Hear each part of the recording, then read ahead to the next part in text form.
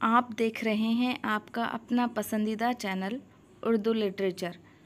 آپ سبھی کا آپ کے اپنے پسندیدہ چینل اردو لٹریچر میں خیر مقدم ہے۔ میں آپ کی میزبان تبسم کوثر۔ پیش خدمت ہے افسانہ غم نداری بز بخر کا خلاصہ۔ افسانہ غم نداری بز بخر پریم چند کا افسانوی مجموعے واردات میں شامل 11واں افسانہ ہے۔ اس افسانے کا آغاز اس جملے سے ہوتا ہے: ان دنوں دودھ کی تکلیف تھی، کئی ڈیری فارموں کی آزمائش کی، اہیروں کا امتحان لیا، کوئی نتیجہ نہیں نکلا۔ اور اس کا اختتام اس جملے پر ہوتا ہے: اس دن وہ گڈریا نظر آیا، نہ وہ بکری، اور نہ میں نے سراغ لگانے کی کوشش کی، لیکن دیوی جی اس کے بچوں کو یاد کر کے کبھی کبھی آنسو بہا لیتی ہیں۔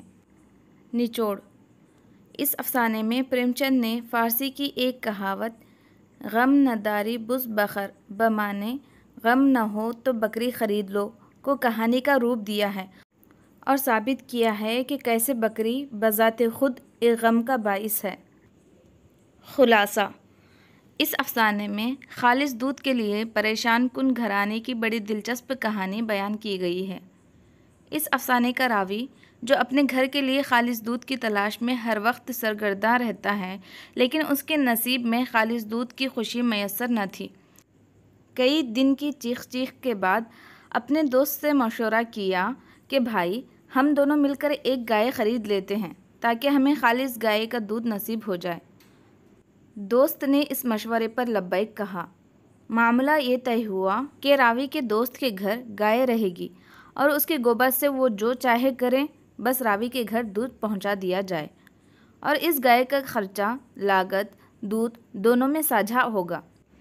ایک ہفتے تک وہ آرام سے دودھ پیتے اور اسماعیل میرٹھی کی نظم پڑھتے جاتے: رب کا شکر ادا کر بھائی، جس نے ہماری گائے بنائی، تازہ دودھ پلایا اس نے، لطف حیات چکھایا اس نے، دودھ میں بھیگی روٹی میری، اس کے کرم نے بخشی سیری، خدا کی رحمت کی ہے مورت، کیسی بھولی بھالی صورت۔ مگر رفتہ رفتہ یہاں سے بھی شکایتیں آنا شروع ہو گئیں، لیکن اب الزام تراشی کریں بھی تو کس پر؟ بہرحال تیسرے مہینے چڈھا صاحب، جن کے ساتھ مل کر راوی نے گائے خریدی تھی، ان کا تبادلہ ہوا اور اسی بات کو غنیمت جان کر گائے بیچ دی گئی اور پھر ایک بکری پالنے کا ارادہ کیا۔ 25 روپیوں میں پنڈت جی کے مشورے سے ایک بکری خریدی گئی اور بکری نے 2.5 سیر دودھ بھی دیا، جس کو دیکھ کر راوی کا دل بھی سیر ہو گیا۔ لیکن ایک ہفتے بعد جب دودھ کی مقدار کم ہونے لگی تو پنڈت سے مشورہ ہوا۔ انہوں نے بتایا کہ یہ گاؤں کی بکری ہے جو سارا دن باغ میں گھوما کرتی تھی، یہاں بندے بندے دودھ کم ہو جائے تو تعجب کی بات نہیں ہے، اور شہر میں اس کو چرانے گھمانے کا انتظام ممکن نہ تھا، اس لیے مضافات میں گھر لیا گیا، جہاں کھلا صحن بھی تھا، مگر اس کے باوجود دودھ کی مقدار سیر بھر ہی رہی۔ لیکن یہ سوچ کر خوش ہو جایا کرتے تھے کہ مقدار کم سہی لیکن ہے تو خالص۔ اب ایک نیا مسئلہ اس کو چرانے کا تھا۔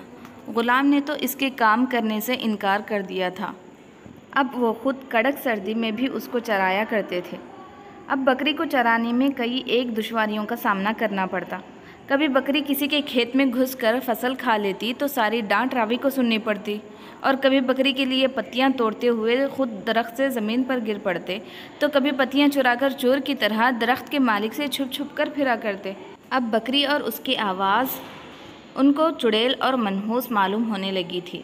آخر راوی نے یہ فیصلہ کیا کہ اس کو کسی قصاب کو دینا پڑے تو دے دوں گا، کیونکہ انہیں بس کسی طرح اس بکری سے چھٹکارا چاہیے تھا۔ آخر میں راوی نے ایک گدڑیے کو یہ بکری دے دی اور کہا کہ ہر ماہ 1 روپیہ دوں گا، لیکن یہ بکری میرے سامنے نہ آئے۔ اس طرح گدڑیا بکری لے گیا۔ کچھ ماہ بعد گدڑیا بکری اور اس کے دونوں بچوں کے ساتھ داخل ہوا۔ راوی کی بیوی نے بکری کو چوکر کھلایا اور وہ بالکل ایسے ملی جیسے اس کی کسی سہیلی سے ایک عرصے بعد مل رہی ہو، اور راوی نے گدڑیے سے کہا کہ اس بکری کو دوبارہ یہاں نہ لانا، اور پھر وہ نہ خود آیا نہ بکری آئی، بس دیوی جی اس کو یاد کر کے کبھی کبھی آنسو بہا لیا کرتی تھی۔ افسانے کے کردار۔ افسانے کا راوی جو اس افسانے کا مرکزی کردار ہے، देवी जी, रावी की बीवी, पंडित जी, गडरिया, काछी। अहम निकात। इस अफसाने में इस्माइल मेरठी की नज़म शामिल है। रब का शुक्र अदा कर भाई, जिसने हमारी गाय बनाई, ताज़ा दूध पिलाया उसने, लुत्फ़ हयात चखाया उसने, दूध में भीगी रोटी मेरी, उसके करम ने बख्शी सरी, खुदा की रहमत की है मूरत, कैसी भोली भाली सूरत। बकरी को 25 रुपयों में ख़रीदा था। बकरी गडरिये को महाना 1 रुपये के इवज़ दी गई थी। बकरी पछाई नस्ल की थी। बकरियां पालने के लिए कुत्ते का दिमाग चाहिए। अहम इख्तिबासात। इसलिए तजवीज़ हुई कि गाय इन्हीं के घर रहे।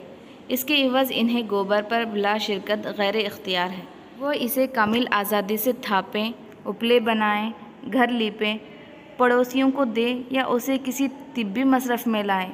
मुनमकर को इसमें किसी किस्म का एहतजाज या क़ील व क़ाल ना होगा, और मुनमकर बसीहत होश व हवास व बइसाबत अक़्ल इक़रार करता है कि वो गोबर पर कभी दस्ते तसर्रुफ़ दराज न करेगा और न किसी को तसर्रुफ़ के लिए आमदा करेगा।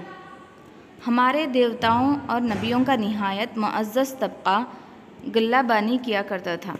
कृष्ण जी गायें चराते थे। कौन कह सकता है कि इस गले में बकरियां ना रही होंगी। हज़रत ईसा और हज़रत मोहम्मद सल्लल्लाहु अलैहि वसल्लम दोनों ही भेड़ें चराते थे। इंसान रिवायात का ग़ुलाम है। जो बुज़ुर्गों ने नहीं किया, इसे वो कैसे करे। नए रास्ते पर चलने के लिए जिस अज़्म और पुख्ता यकीन की ज़रूरत है, वो हर एक में तो होता नहीं। धोबी आपके गलीज़ कपड़े धो लेगा, लेकिन आपके दरवाज़े पर झाड़ू लगाने में अपनी हद तक समझता है। जराइम पेशा अक़वाम के फ़र्द बाज़ार से कीमतन कोई चीज़ ख़रीदना अपनी शान के ख़िलाफ़ समझते हैं। गरीबों का नुकसान भी करते हो, ऊपर से रुअब जमाते हो। इसका नाम इंसाफ़ है?